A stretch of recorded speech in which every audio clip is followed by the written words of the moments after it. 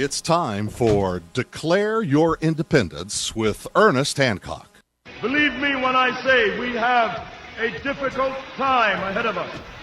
But if we are to be prepared for it, we must first shed our fear of it.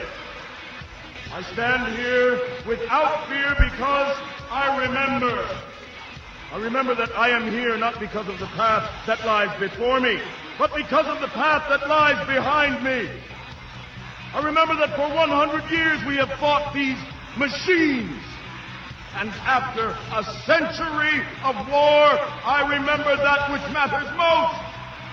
We are still here!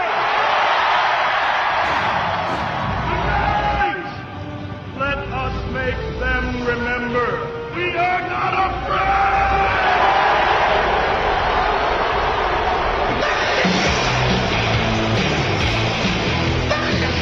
Welcome back to Declare Your Independence with me, Ernest Hancock, each and every day here from the beautiful studios of Freedoms with an S, freedomsphoenix.com in Phoenix, Arizona. Hey, well, let's go ahead and finish this one clip. I want to make sure we get this in because we're going to be talking about it. What's the solution? You didn't think I didn't have a solution, did you? Well, when it's really bad for the government, that might be a change opportunity, you know what I mean?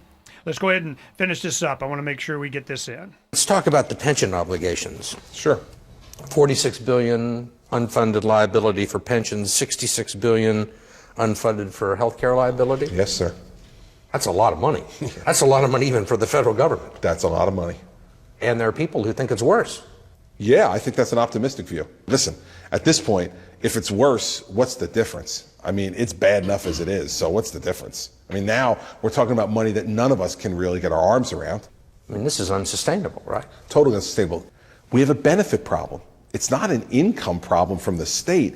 It's a benefit problem. And so we got to change those benefits. And what's the reaction been to that? It depends on where you sit. I mean, I think the general public thinks, I can't believe anybody gets a pension anymore.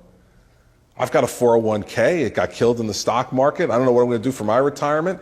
I can't believe people get a pension anymore. So I think amongst the broad general public, they've said, amen.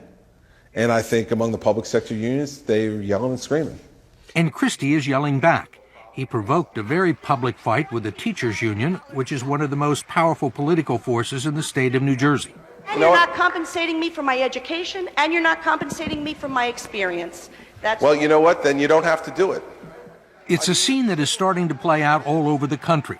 Cuts, cuts, cuts, and more cuts. Governors of cash-strapped states are beginning to cajole or bully public employee unions into making concessions on what are considered to be gold-plated retirement and health care packages, which are now collectively underfunded to the tune of $1 trillion.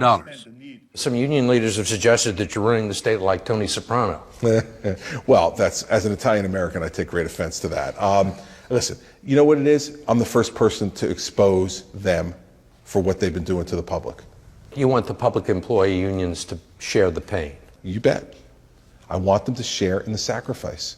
And this is what I say to public sector unions. Listen, you can boo me now, but I'm the first governor who's walked into this room in 10 years and told you the truth. And here's the truth. If you don't partner with me to get this done, in 10 years you won't have a pension.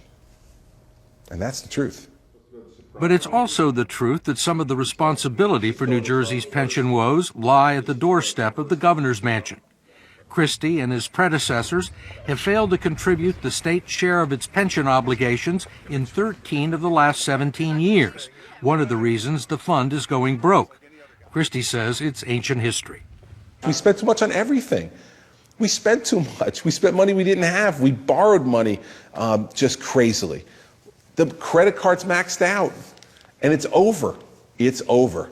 We now have to get to the business of climbing out of the hole. We've been digging it for a decade or more. We got to climb now, and climbing's harder. We got to do it.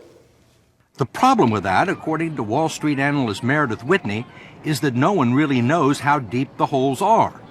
She and her staff spent 2 years and thousands of man-hours trying to analyze the financial condition of the 15 largest states. She wanted to find out if they would be able to pay back the money they borrowed and what kind of a risk they pose to the $3 trillion municipal bond market, where state and local governments go to finance their schools, highways, and other projects. How accurate is the financial information that's public on the states and municipalities? The lack of transparency with the state disclosure is the worst I have ever seen. Ultimately, we have to use what's publicly available data, and a lot of it is as old as June 2008. So that's before the financial crisis hit in the fall of 2008. Whitney believes the states will find a way to honor their debts, but she's afraid that some local governments, which depend on their state for a third of their revenues, will get squeezed as the states are forced to tighten their belts. She's convinced that some cities and counties will be unable to meet their obligations to municipal bondholders who finance their debt. Earlier this year, the state of Pennsylvania had to rescue the city of Harrisburg, its capital, from defaulting on hundreds of millions of dollars in debt for an incinerator project. There's not a doubt in my mind that you will see a spate of municipal bond defaults. How many is a spate? You could see 50 sizable defaults, 50 to 100 sizable defaults, more. This will amount to hundreds of billions of dollars worth of defaults. Municipal bonds have long been considered to be among the safest investments, bought by small investors saving for retirement and held in huge numbers by big banks. Even a few defaults could affect the entire market. Right now, the big bond rating agencies like Standard & Poor's and Moody's, who got everything wrong in the housing collapse, say there's no cause for concern, but Meredith Whitney doesn't believe it. When individual investors look to people that are supposed to know better, they're patted on the head and told it's not something you need to worry about, when it'll be something to worry about within the next 12 months. 12 months. 12 months. No one is talking about it now, but the big test will come this spring. That's when $160 billion in federal stimulus money that's helped states and local governments limp through the Great Recession will run out. The states are going to need more cash and will almost certainly ask for another bailout. Only this time, there are no guarantees that Washington will ride to the rescue. Yep. Let me tell you, here in Arizona, when you travel around Phoenix, they have the biggest names in news. Turn that off. We have big billboards that are from Maricopa County Treasurer's Department, and they say, hey, own property, you owe taxes. I mean, that's all it says. You own property, you owe taxes. When they first came out with that campaign, we're on the top left side of the, it's like a 20%, 25% of the sign on the left side of the billboard. We took and photoshopped Freedom's Phoenix logo in there. And we're saying, heck, we would have paid to put this up.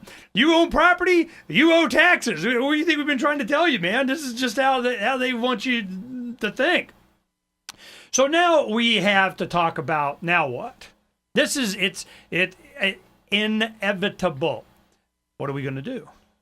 Well, we have to, start schooling ourselves on what other type of trade are we going to have. What is it? The younger generation already starting to get it.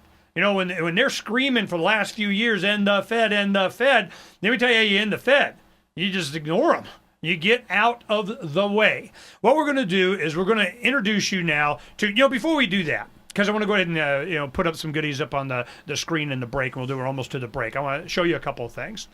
I just got in the mail today this novel, okay? What is it?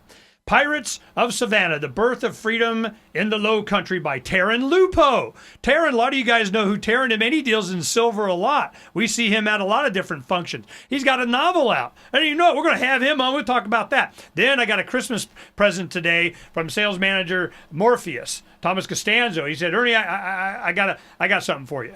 Well, here it is. Boom. Rocketeers. And he goes, yep, it had a piece of paper on it and it said, see the contents. And you look at the contents, and what has he got underlined there? Spaceship 1, Government 0. And they talk about us going to Mojave Desert when they had the first private astronaut into space, and Pal Gamble came up with that slogan, Spaceship 1, Government 0, and Burt Rutan ran over. They tell the story in the book how he ran over and got that. He had to send a message to the media. Yeah, We're going to space, and government's not invited. Yeah, they're going to invite themselves anyway. Well, when we come back, we're going to get right into it. The Hitchhiker from Liberty on Tour, Ethan Levy, and we'll be right back. You guys stay right there.